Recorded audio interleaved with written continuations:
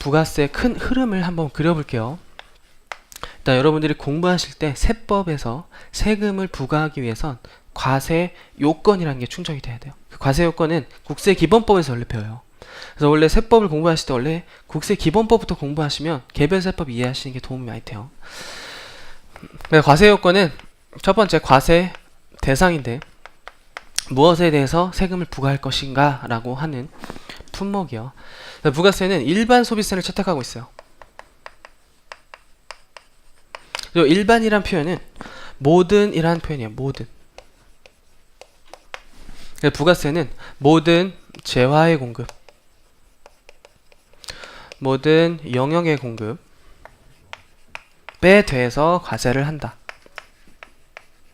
왜냐하면 우리나라는 부가세를 찾을 때 전단계 세액공제법을 채택했기 때문에 과세 대상이 매출세액을 산정하는 공급이 돼요. 공급.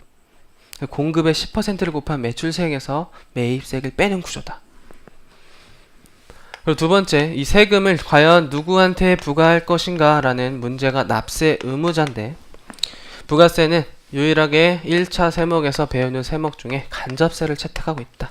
간접세는 세부담자와 납세 의무자가 다른 세목인데, 세부담자는 최종 소비자고 납세 의무를 진 자는 각 거래 단계에서 부가가치를 창출한 사업자다. 납세 의무자는 사업자가 돼요.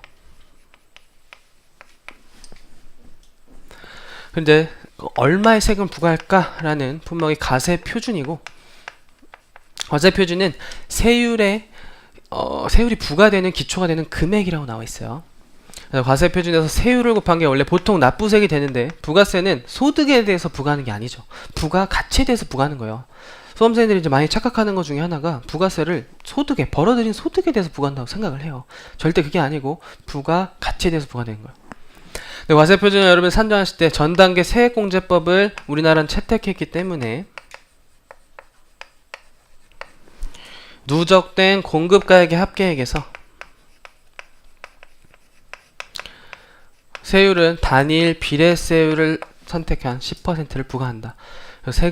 소득이 많은 자도 10%, 소득이 적은 자도 10%를 부과하죠. 그래서 이런 게 역진성 문제를 도래해요. 그래서 이 네 가지를 과세 요건이라고 하고, 이 과세 요건이 충족되면 국가에서 납세 의무자에게 세금을 부과할 수 있다라고 보시면 돼요. 그리고 이제 두 가지를 더 공부하셔야 되는데, 세금을 과연 언제 부과할 것인가에 대한 문제가 과세 시기예요. 과세 시기도 굉장히 중요하다. 부가세는 다단계 거래세를 채택하고 있어요. 다단계는 거래 단계마다 세금이 부과됐다. 그래서 지금 이 사례를 보시면 양계장집, 도매상, 치킨집의 부가가치에 대해서 모두 과세가 됐죠. 그런 걸 다단계 거래세라 그래요. 그래서 반대 개념을 생각하시면 이해가 편한데, 반대 개념은 단단계 거래세예요. 단단계 거래세. 대표적으로 2차에서 저희가 배우는 과목 중에 개별 소비세가 있어요. 개별 소비세. 개별 소비세는 단단계 거래세여서 반출하는데 딱 한 번 과세돼요. 더 이상 과세가 되지 않아요. 그거와 좀 대비되는 개념이고, 과세 시기는 보통 재화공급과 용해공급의 과세 시기가 거래 형태별로 다른데, 보통 일단 인도일로 표현해요. 인도일 등이라고만 적어줄게요. 그리고 과연 이러한 세금이 이제 어떻게 납부할 것인가 해서 납세 절차까지 배우시면 부가세를 다 배우시는 거예요. 납세 절차는 신고 납부 세목을 채택하고 있어요. 이런 개념도 사실은 국세 기본법에서 배웠는데, 신고 납부 세목은 뭐냐면 신고함으로써 그 세액이 확정된다라고 표현해요. 확정된다. 이 반대 개념은 정부 부가 세목인데, 정부 부가 세목은 신고에서 확정되지 않고 정부가 확정시켜요, 세액을. 그 대표적인 세목이 상속세와 증여세야. 상속세와 증여세. 그거는 이제 탈세가 많고 세금 계산이 복잡하기 때문에 신고를 하더라도 세액이 확정되지 않아요. 정부가 그 세액을 구체적으로 확정해야지만 그 세액이 확정이 되고, 그래야 징수를 할 수 있어요. 근데 그 상증세를 제외한 나머지 세목은 신고 납부세액을 채택해서 신고함으로써 확정이 이루어진다. 신고를 언제 하냐면, 부가세는 예정 신고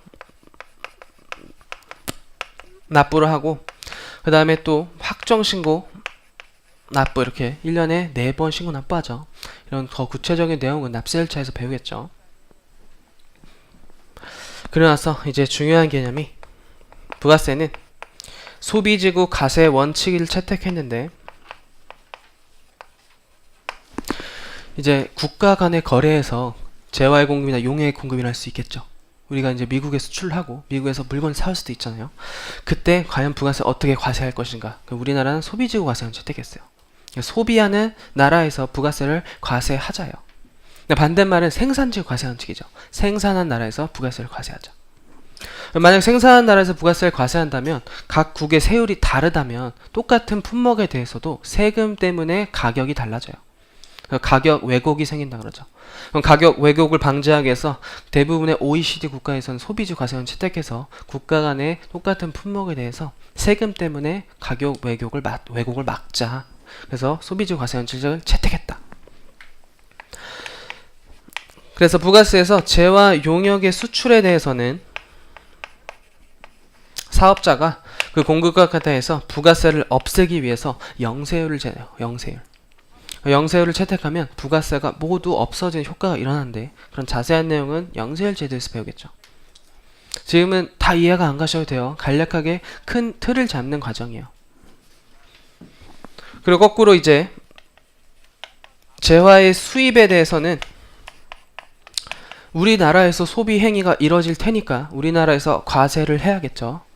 근데 납세 의무자를 보시면 사업자가 아닌 재화를 수입하는 자라고 나와요.